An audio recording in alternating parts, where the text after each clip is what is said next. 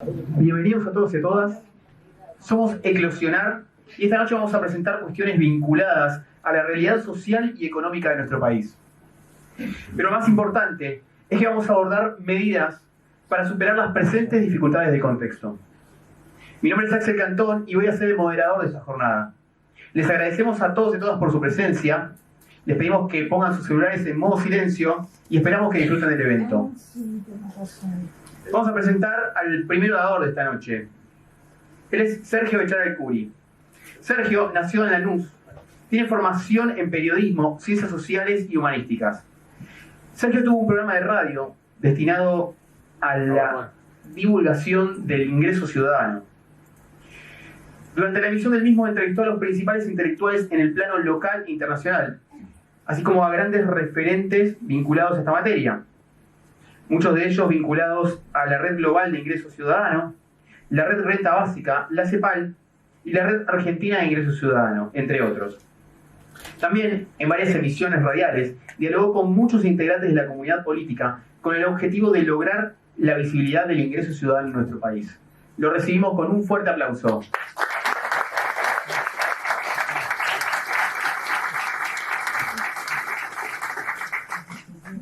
Bueno, muchas gracias por venir al evento. Vamos a empezar con la introducción. El mundo hoy en día es más rico que nunca. Aunque no lo puedan creer, en tiempos de Macri, el mundo es más rico que nunca. En nuestro país los adelantos tecnológicos producen alimentos para 400 millones de personas. Somos 40 millones y hay gente que pasa hambre.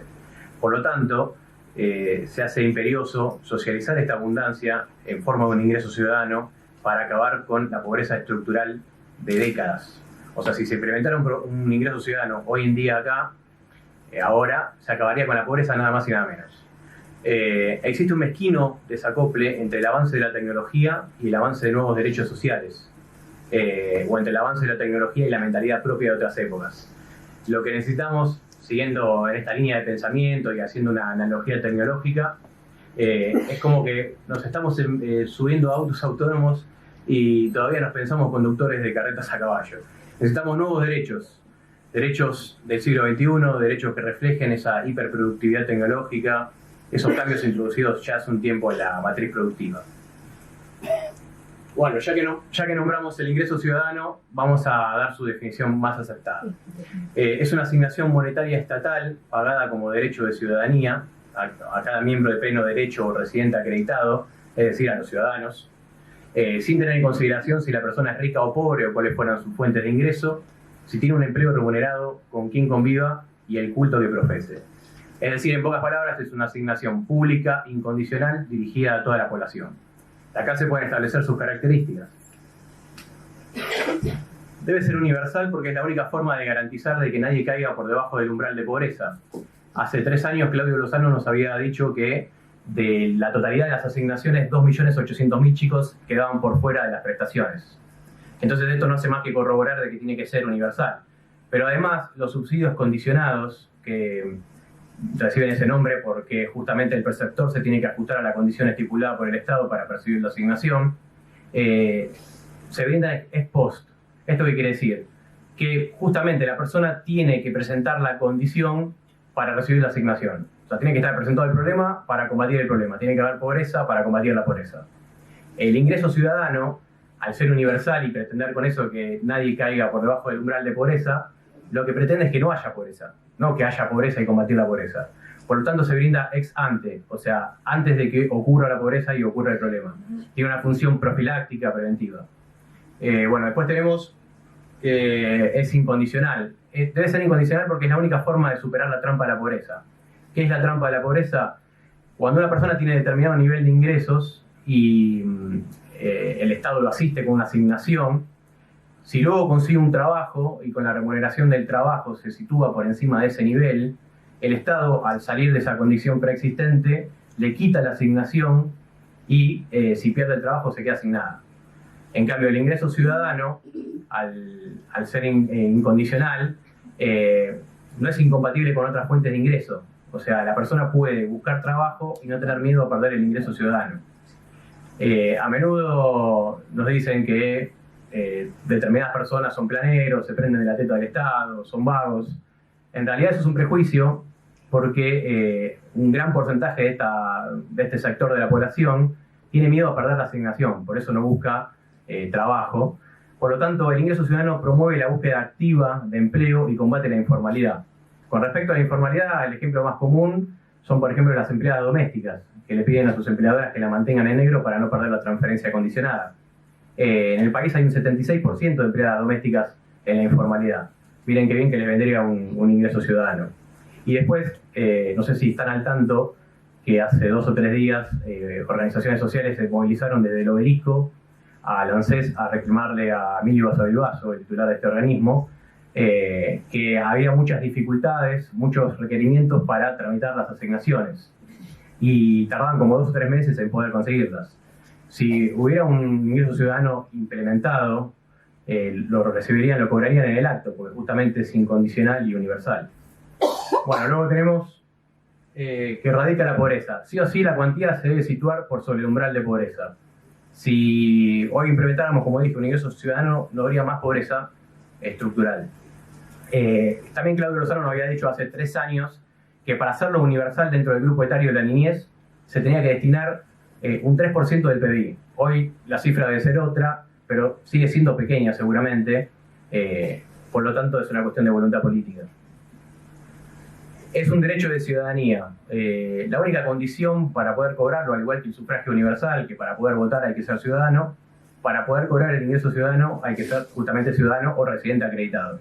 Y al igual que el sufragio universal, no se circunscribe a ningún partido político u orientación ideológica determinada. A menudo nos dicen que el ingreso ciudadano de derecha, de izquierda, liberal.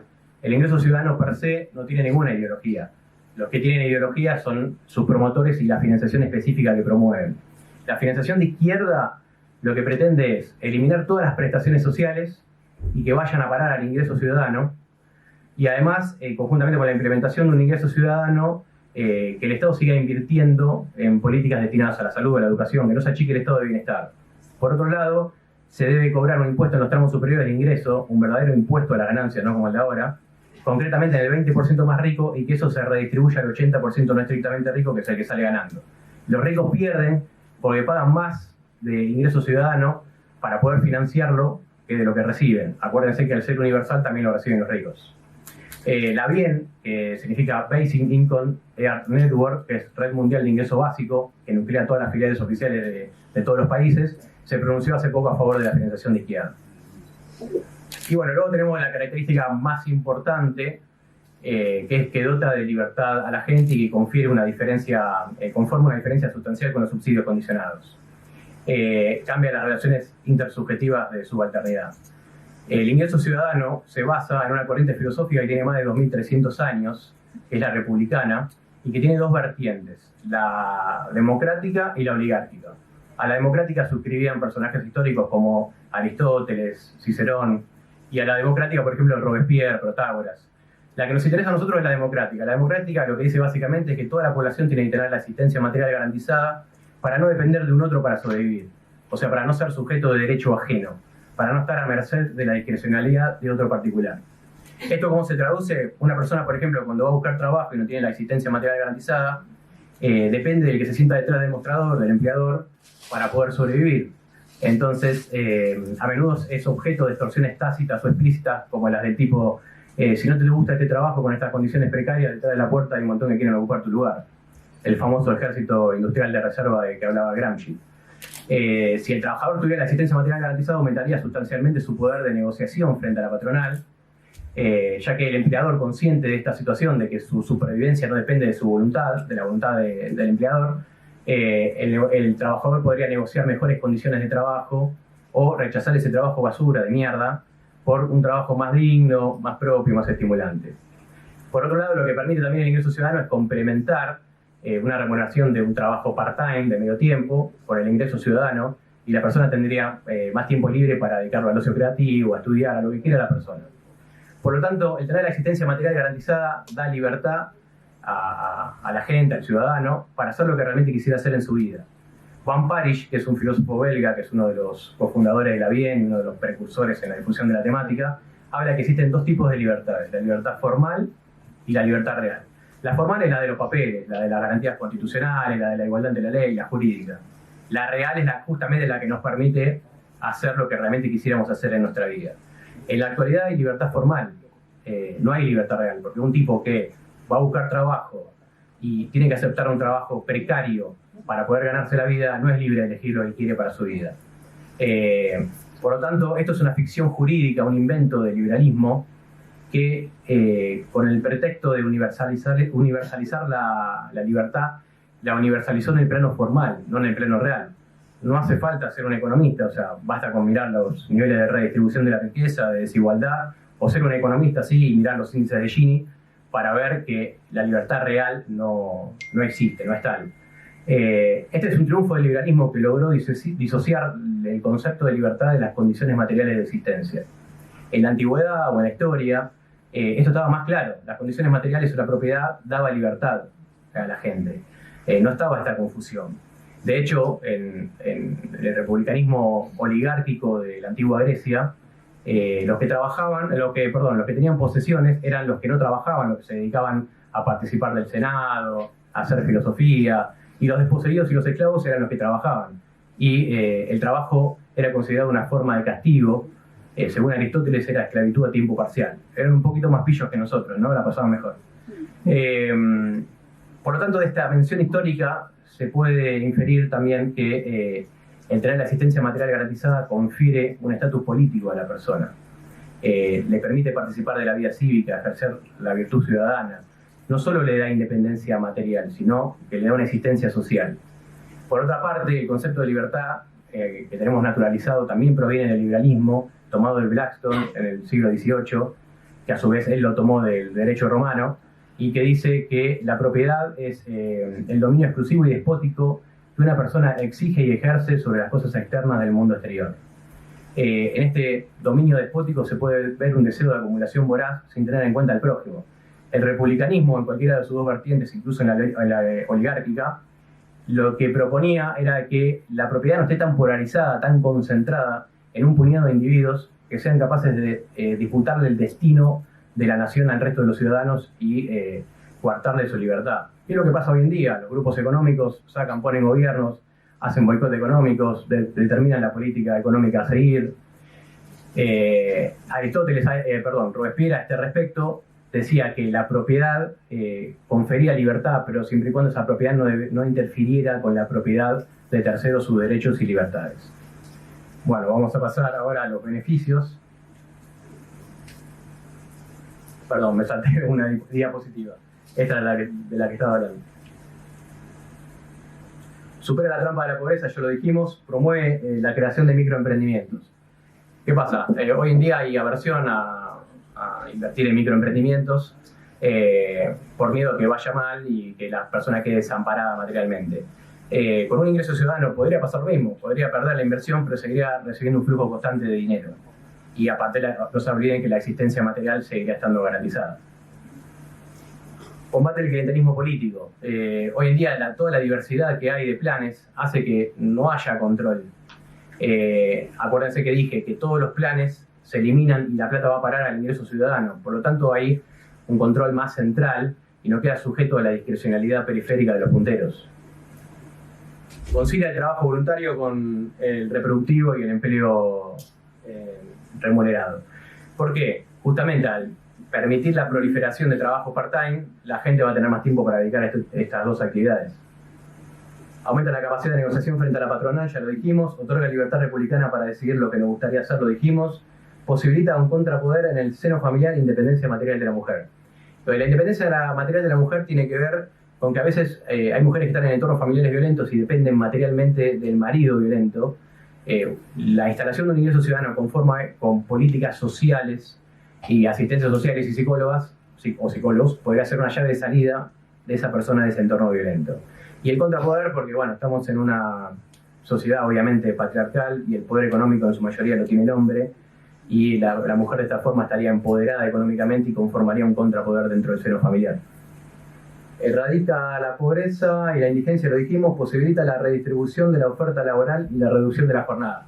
Bueno, al posibilitar la proliferación de trabajo part-time, la otra mitad de la jornada puede ser ocupada por otro trabajador y por lo tanto se redistribuye la oferta laboral. ahorra al Estado gastos burocráticos y erogaciones en salud.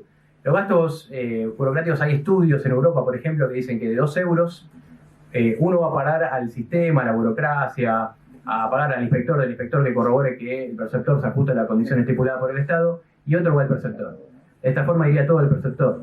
Por otro lado, en cuanto a las erogaciones en salud, ya vamos a ver si me da el tiempo, como por ejemplo la prueba piloto que se desarrolló ahora en Finlandia, aumentó la confianza en el futuro y bajó el nivel de estrés de los perceptores. Por lo tanto, se ahorraría el Estado en invertir en materia de salud. Bueno, tenemos las objeciones recurrentes, somos 40 millones de Argentina, bueno, 44, ahora está un poco desactualizado. La canasta básica total está en 27.500, es infinanciable. No se crea riqueza para financiar el ingreso ciudadano, lo que se grava es la riqueza ya existente. Se cobra un impuesto en los tramos superiores de ingreso, se puede debatir, ampliar la base imponible, impuesto a la automatización, a los bienes personales, ecológicos, a la renta financiera, se verá en el momento que se implemente un ingreso ciudadano. Los ricos no van a querer y las empresas financiar el ingreso ciudadano. Bueno, Jan aún se va a despedir al respecto de esto, pero voy a adelantar de que el Banco Mundial pronostica para dentro de 10 años un 64.6% de desempleo tecnológico por la automatización, 2 de cada 3 empleos se van a perder. Entonces, primero van a tener un estallido social y segundo no van a tener donde colocar sus productos porque va a bajar sustancialmente el consumo. Va a incentivar la vagancia y bueno, la no búsqueda de empleo. Bueno, recuerden que al superar la trampa de pobreza promueve la búsqueda activa de empleo. Segundo es tener una concepción muy limitada de la naturaleza humana, pensar que el hombre se pone en funcionamiento con el estímulo del garrote y la zanahoria. Ya vamos a ver en pruebas pilotos, por ejemplo en la India aumentó muchísimo el nivel de instrucción, se montan microemprendimientos, el ser humano quiere progresar, tiene una naturaleza curiosa. Por otro lado, el tema de los planeros se va a eliminar porque vamos a ser todos planeros, todos vamos a cobrar un ingreso ciudadano. Y en cuanto a esto de la vagancia, ya se ha repetido en la historia. Cuando los trabajadores querían negociar las vacaciones pagas, decían que se iban a dedicar a emborracharse. Esto se responde con una frase que lo dejo a criterio de ustedes. La vanguardia de hoy es el sentido común del mañana. Y bueno, luego tenemos que es un ingreso propio de los países ricos. Esto lo voy a desmontar con estas objeciones con 2 lugares en vía de desarrollo, pero antes voy a hablar del caso de Alaska, que es el único lugar en el mundo donde ha implementado un ingreso ciudadano. Desde 1982 las ganancias de la venta de petróleo y gas del Estado fueron a parar ese 25% de esas ganancias al Fondo Permanente de Alaska, que es un fondo semipúblico, semiprivado, que es el que financia el ingreso ciudadano. La cuantía se calcula con, el promedio de los últimos 5 pagos anuales, se paga de forma anual, individual e incondicional, y con el precio internacional del barril. Por eso dije que es una especie de renta básica o ingreso ciudadano, porque no proviene de una reforma tributaria que ajuste el tipo impositivo, el porcentaje de impuesto, para que se intervienen variables como el costo de vida, la inflación, la cuantía siempre se sitúe por sobre el umbral de pobreza. Pero con todo, el ingreso ciudadano de Alaska hizo que Alaska sea uno de los estados menos desiguales y con menos índice de pobreza de Estados Unidos. La derecha, que se abstenía, y sectores de la población funcionales, ahora no lo quieren sacar. Es como todo, siempre con prejuicio las cosas y después se instalan. Para que se den una idea, en el 2009 se agregó 900 millones al poder adquisitivo de la población, lo que significó en ese momento 10.000 nuevos puestos de trabajo. El único requisito, como es incondicional, es haber vivido un año en Alaska, no haber cometido un delito grave en el último año y llenar un formulario, nada más. Bueno, luego tenemos, ahora sí, los casos en Namibia. Sepan disculpar mi mal manejo del africano, pero no es un idioma muy común. En la zona rural de Otjibero-Omitara se pagó a 930 personas de manera individual, ya terminó, de manera... Sí, esa alarma, no sé si fue para mí, pero bueno. De manera individual a 930 personas, $100 namibios, que ese fue el equivalente en su momento a $12.4 estadounidenses. Esta iniciativa duró 2 años, del 2007 al 2009, fue promovida por la Coalición del Subsidio de la Renta Básica, que es un conjunto de organizaciones locales, y si bien la cifra fue pequeña, los resultados fueron impresionantes. Se pasó de un 42% de chicos con índice de bajo peso a un 10% y de un 40% de deserción escolar a casi un 0%.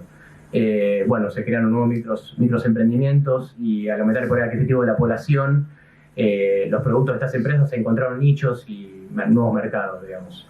Pero con todo, el gobierno de Namibia se resiste a hacerla extensiva a toda la población. Y luego, para finalizar, tenemos el ejemplo de la India, en la zona también rural de Madhya Pradesh. En el 2010, una prueba piloto que duró un año, se pagó a 6.000 personas, $24 estadounidenses. Esta iniciativa la promovió el Sindicato de Trabajadoras, Asociación de Trabajadoras Autónomas SEWA, con el apoyo de UNICEF. Y bueno, también tuvo muy buenos resultados, aumentó los niveles, sobre todo de instrucción, la educación, la salud, se invirtió en infraestructura. Las mujeres juntaron varios ingresos ciudadanos y compraron telares como microemprendimientos. Y bueno, nombro así al pasar rápidamente, Brasil es el primer país en el mundo de tener una ley nacional de renta básica promovida por el representante histórico del PT, del Partido de los Trabajadores, Eduardo Matarazzo Suplicy. Se la sacó a Lula da Silva en el 2003, pero bueno, con todo no fue reglamentada y ganó lugar el programa Bolsa Escolar. También tenemos el caso de la Ciudad de México. A ver si lo tengo por acá.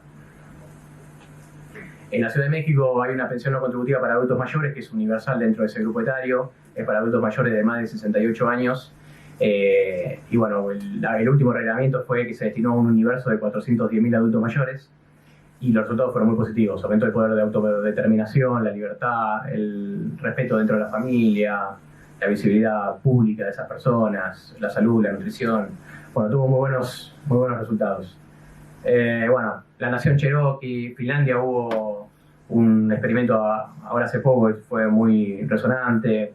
Kenia, las provincias de Ontario en Canadá, Utrecht en Holanda. Bueno, la lista es larga, esto no es algo improvisado, utópico, flashero, que recién empiezan las pruebas pilotos, ya lleva bastante tiempo. Y bueno, les quería decir que en el país, para finalizar, hay muchos políticos que están al tanto de la medida. Santoro, Daniel Arroyo, Margarita Stolbizer, Lilita Garrido, algunos van a ser de su agrado y otros no. Dualde, ¿quién más? Bueno, a ver, ayúdame. Rafael Kessler del Movimiento por la Dignidad, Leve Yeyati, que fue asesor de la presidencia, Grabois. Bueno, la lista sigue, la verdad que ahora no me acuerdo. Muchas gracias por escucharme, ha sido un gusto que estén acá.